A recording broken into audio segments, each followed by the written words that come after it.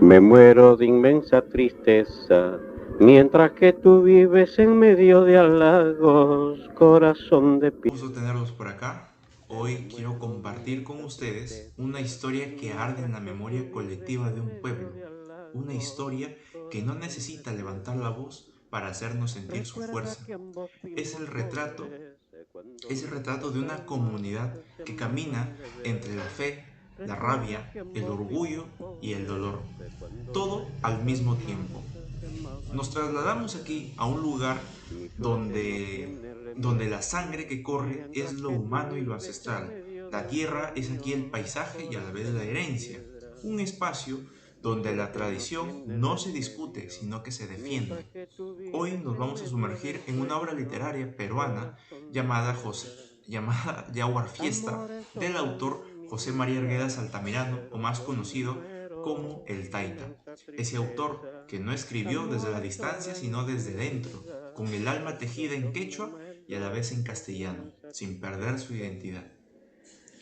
Aquí no solamente hay un toro indomable, hay una comunidad que se resiste al olvido, que transforma su dolor en fiesta, su muerte en rito y su identidad en acto de resistencia. Yaguar Fiesta es la forma en que Arguedas nos dijo que un pueblo vive mientras su cultura siga respirando, aunque todo lo demás intente callarla o intente silenciarla. Es así como el pueblo indígena se muestra como una autoridad de la naturaleza en sí, conteniendo su identidad dentro del mundo peruano.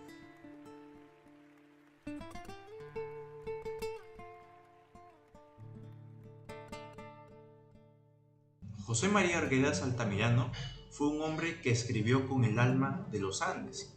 Él nació en 1911 en Andahuaylas, en medio de un Perú profundamente dividido entre el mundo indígena y el mundo criollo. Desde muy pequeño vivió en carne propia esa separación. Tras la muerte de su madre, fue criado por su madrastra, quien lo excluyó y lo maltrató. Sin embargo, encontró refugio entre los sirvientes indígenas de su casa. Fue con ellos, con su música, su lengua, sus historias, que aprendió a amar el quechua y a entender la cosmovisión andina desde adentro. No como un observador, sino como alguien que pertenecía a ese mundo. Esa experiencia marcó su vida para siempre. Se formó como antropólogo, docente, escritor y funcionario público, pero más allá de los títulos, Arguedas fue un puente entre dos culturas. Cada obra suya es una voz quechua escrita en castellano, una manera de hacer justamente que lo indígena no quede relegado al silencio.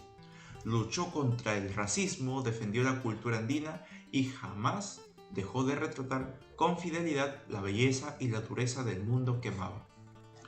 La vida de Arguedas no fue para nada fácil. Cargó con una profunda angustia existencial, pero también con un inmenso amor por el Perú profundo. En 1969 se quitó la vida, dejando tras de sí una obra valiente, tierna y desgarradora.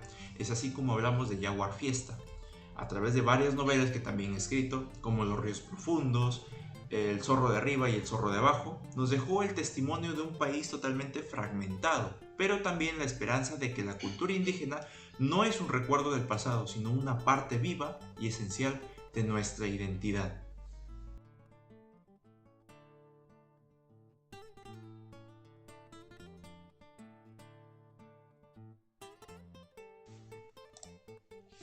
Cuando hablamos de Yaguar Fiesta, nos sumergimos directamente en el corazón de los Andes peruanos, en un escenario tan real como simbólico, el pueblo de Puquio, un rincón profundamente marcado por su historia, sus conflictos y sobre todo por la lucha silenciosa de sus habitantes por mantener viva su cultura, su identidad, lo que a ellos les atrae, con lo cual crecieron, sus principios, sus valores. Es así como la novela nos lleva a conocer de cerca a los 4 barrios indígenas que conforman esta comunidad. Barrios que que en quechua denomina ayllus, ayllus que significa familias o pueblos del lugar. Entonces, entre ellos destacan Coyana y Chaupi, rivales entre sí, no por enemistad gratuita, sino por ese impulso constante de demostrar cuál de los dos resalta más en identidad, fuerza y tradición. Hay que recordar que aquellos ayllus son considerados como una culebra, también narra en la historia con forma de serpiente, los 4 ayllus. Ahora, el entorno no se mantiene aislado del resto del país. A lo largo del tiempo, los mestizos y los blancos, a quienes los lugareños llaman mistis, llegaron pues e invadieron este territorio, estableciéndose en un lugar llamado Jirón Bolívar. Lejos de integrarse respetuosamente, estos nuevos vecinos comenzaron a abusar del pueblo indígena a través de artimañas legales y con total descaro. Justamente arrebataron sus tierras también, lo que antes eran campos fértiles, donde crecían papas y trigo, fue transformado en extensos cultivos de alfalfa. ¿Y cuál será la razón? Alimentar al ganado, porque la venta de carne era mucho más rentable, y no se conformaron con eso, también ocuparon las zonas altas, obligando a los pobladores a entregarles sus animales y a trabajar para ellos en condiciones completamente injustas, prácticamente explotándolos. Mientras tanto, la vida en Puquio seguía marcada por sus propias celebraciones y costumbres.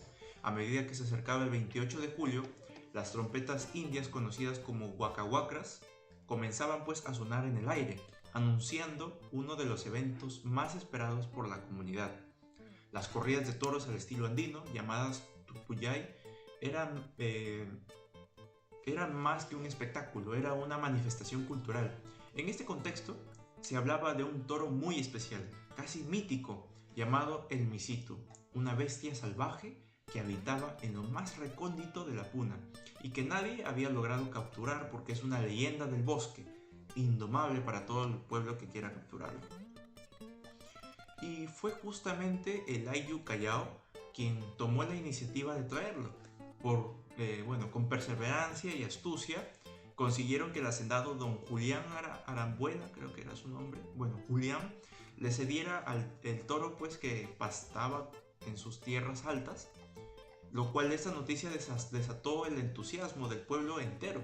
Se hablaba del Misito en cada esquina, en cada reunión, como si la llegada de este toro fuera el anuncio de una gran hazaña colectiva. Era la novedad, era la noticia.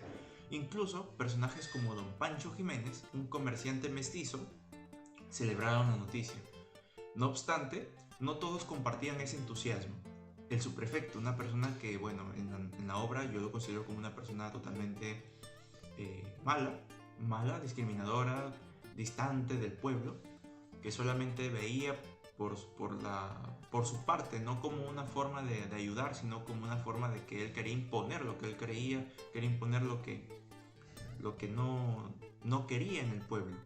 Pero es imposible imponer porque estás llegando a un pueblo nuevo, el pueblo tiene sus costumbres, no vas a imponer algo que ni siquiera tú no formas parte de nada.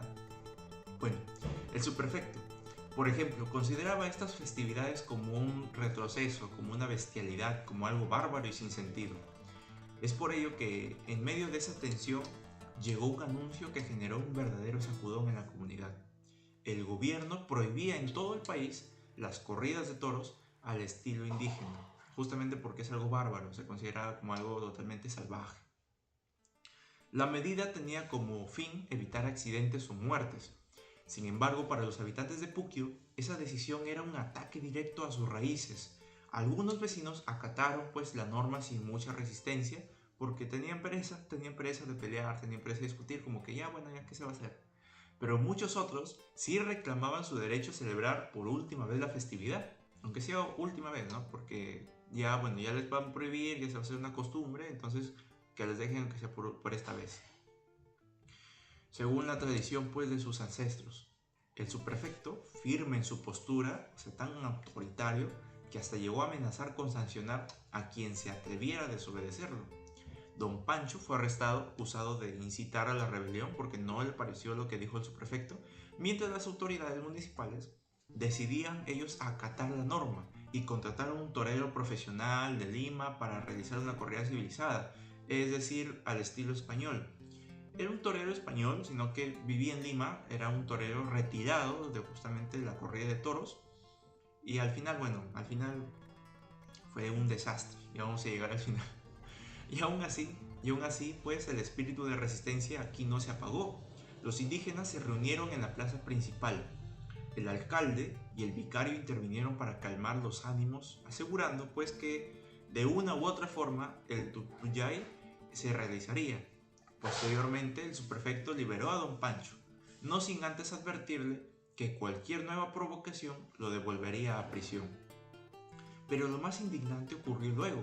Mientras don Pancho se retiraba, el subprefecto al toque, de manera inmediata, ordenó al sargento que le disparara por la espalda. A lo que el sargento, con dignidad, se negó y le dijo: yo soy un militar con ética, militar o un policía, bueno, no recuerdo, un militar con ética, y no estoy dispuesto a matar a un ciudadano por la espalda, porque en mi preparación no me enseñan a ser traidor de esta forma. Bueno, el sargento, con sus principios bien puestos, que no se dejó pues gobernar por la autoridad superior, que en este caso es el subprefecto, y pues estableció su postura, a lo que, bueno, el subprefecto se molestó. Paralelamente aquí, la novela nos muestra otro fenómeno social, la migración.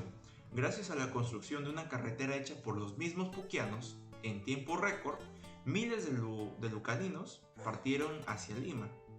En la capital, sin embargo, no fueron bien recibidos. Trabajaban como obreros, sirvientes, trabajaban como empleados, mientras eran despreciados con insulto de serranos, mejor dicho, eran discriminados todos. Y ante esa realidad, muchos formaron una organización llamada Centro Unión Lucanas, con el objetivo de protegerse y apoyarse mutuamente. Ahora bien, el misito. Aquel toro salvaje no era cualquier animal.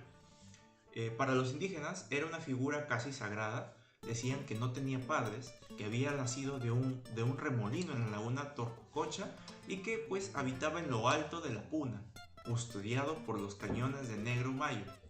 Muchos intentaron atraparlo sin éxito, pero finalmente don Julián Arambuena decidió pues entregarlo al pueblo.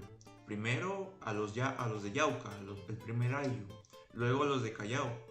Los miembros del ayllu no fueron solos, se encomendaron a Lauqui Carguarazo, espíritu protector de las montañas. Subieron a la cumbre, hicieron una ofrenda y bajaron guiados por un brujo local llamado Laica de Chipao. Con gran esfuerzo lograron atrapar al toro. Sin embargo, en el proceso, nuestro gran querido brujo, Laica, pues murió porque el toro lo arremetió a la hora que lo estaban cazando. Y es aquí como su muerte fue vista como un sacrificio de sangre para honrar a Lauqui. Es aquí donde yo me pongo a cuestionar, bueno, ellos no lo vieron tan mal la muerte del brujo, porque bueno, en nuestra realidad, en nuestro contexto, la muerte es algo trágico, ¿no? Algo fuerte que, bueno, es algo muy impactante, que un animal mate a un humano y mucho más un toro. Entonces yo lo vería como algo fuerte, no lo vería como una entrega divina o algo místico, ¿no? Porque muy aparte de que ellos consideran que sea leyenda, es la muerte de un compañero, de un indígena suyo. Esa parte como que un poco estoy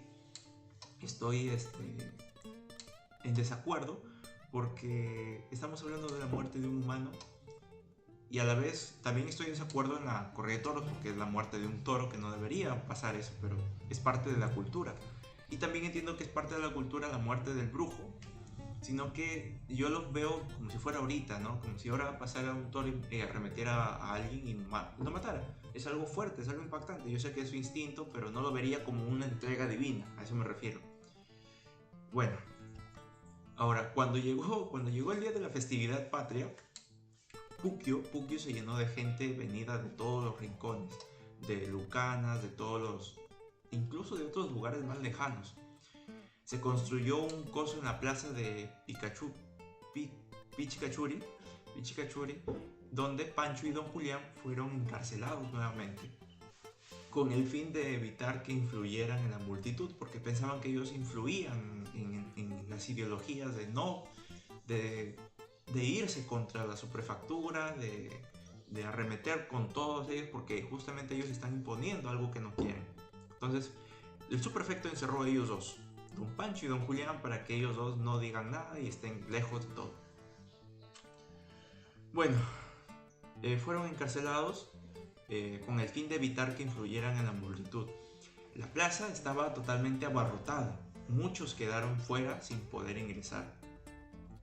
El momento más esperado llegó. El Misitu hizo su aparición. El torero español llamado Ibarito II ingresó al ruedo, pero pronto se sintió intimidado. La música de las trompetas indias, los cánticos, los cánticos tristes de las mujeres, el ambiente vibrante de la sierra, todo lo desconcertaba. Aunque al principio intentó cumplir su papel, pero terminó huyendo. Esto es lo gracioso, porque no soportó la música triste, no soportó los cantos, no soportó al toro tan salvaje, a lo que el supuesto torero español profesional pues terminó escapándose, terminó corriendo. Es así como lo narra la obra. Esto generó burlas por parte del público, todos se reían, la exigencia de los toreros del pueblo y esto fue la exigencia totalmente de que el pueblo tomara el control, porque dijo, ¿cómo es posible? Nosotros permitimos que venga un profesional y que se venga a escapar, mejor nos metemos nosotros. Como que habló algo de la superfactura, ¿no? De que no cumple, no entienden nuestra identidad, no entienden nuestro pensamiento, nuestra ceremonia, y así ingresan. Uno de ellos, ¿quién fue? Fue Hualpa. Ingresó al ruedo, enfrentó al toro con valentía, pero tras unas hábiles maniobras fue herido gravemente. El Misitu le clavó un cuerno en la ingle. Los demás pues lograron separar al toro de su cuerpo, pero la escena fue totalmente desgarradora. Y aquí entra otro personaje llamado Raura. Otro torero indígena recibió pues un cartucho de dinamita del alcalde y en un acto final logró herir al toro. Como él lo hiere, poniéndolo la dinamita en el pecho y explotándole en toda la parte del rostro del toro con el pecho, pues, ¿no? Del pecho. Entonces, mientras tanto, la sangre de Hualpa tenía el suelo, pues, en un acto que el pueblo entendió que como esencia misma de su celebración, el Jaguar Punchay, pues una verdadera fiesta de sangre. Entonces, con el personaje que el toro arremetió, entendieron que es una fiesta de sangre, pues, ¿no? Es justamente, creo que el alcalde o don Julián estaba preso. No me acuerdo si era el alcalde o un indígena que le dice al subprefecto, ¿ves? Este es el verdadero Jaguar Fiesta. Y el subprefecto se queda impactado con todo lo que está observando, porque él está observando sangre, pues, ¿no? Hay que recordar que el subprefecto no pertenece a la parte indígena, él viene de otro lugar, del norte, si más creo, del norte. Entonces él no entendía y era algo pues totalmente fuerte para él, no sé. Bueno, y así concluye Jaguar Fiesta, la primera novela de José María Arguedas, publicada en 1941, considerada una obra esencial del indigenismo. Es mucho más que una historia sobre toros, es un retrato vívido de la cultura andina, de su resistencia frente al poder y del orgullo de un pueblo por mantener vivas sus costumbres. Críticos como Antonio Cornejo Polar destacan que Arguedas no se limitó a mostrar la opresión indígena, más bien puso en primer plano la dignidad, el coraje y la identidad del pueblo quechua.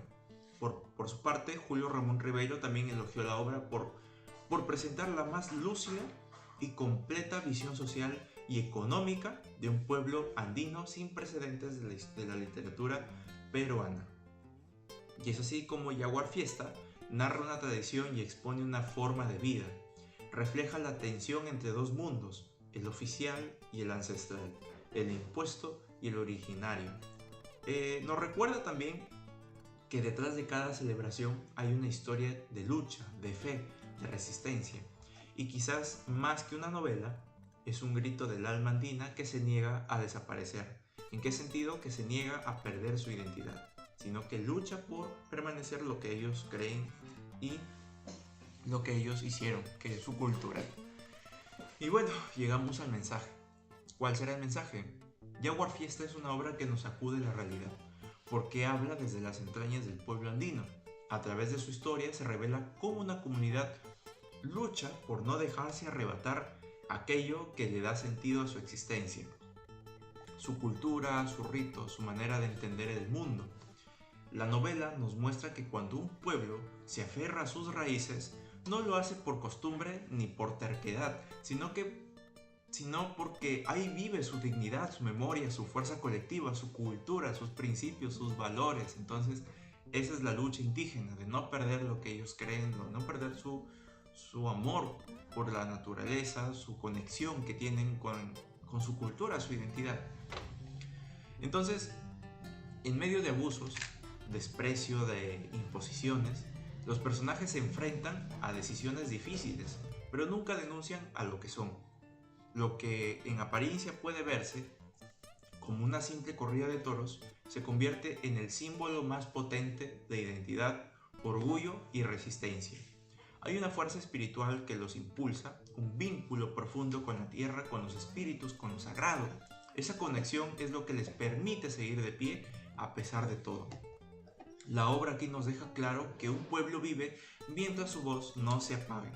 Entonces, mientras sus fiestas sigan celebrándose, mientras sus montañas sigan siendo veneradas y sus muertos recordados, más allá de las leyes, de las prohibiciones, como en este caso del subprefecto y del ¿cómo se llama?, del club que habían formado en Lima y que habían mandado un documento para poder prohibir la corrida de toros, bueno, ya se llamó al español y todo eso, ¿no? Las prohibiciones o de los intentos de dominación, hay algo que no se puede eliminar por decreto: la esencia de un pueblo que ha decidido seguir siendo el mismo, cueste lo que cueste. Y así, con esta narración del mundo de Arguedas y de todos los peruanos, me despido y nos vemos hasta la próxima.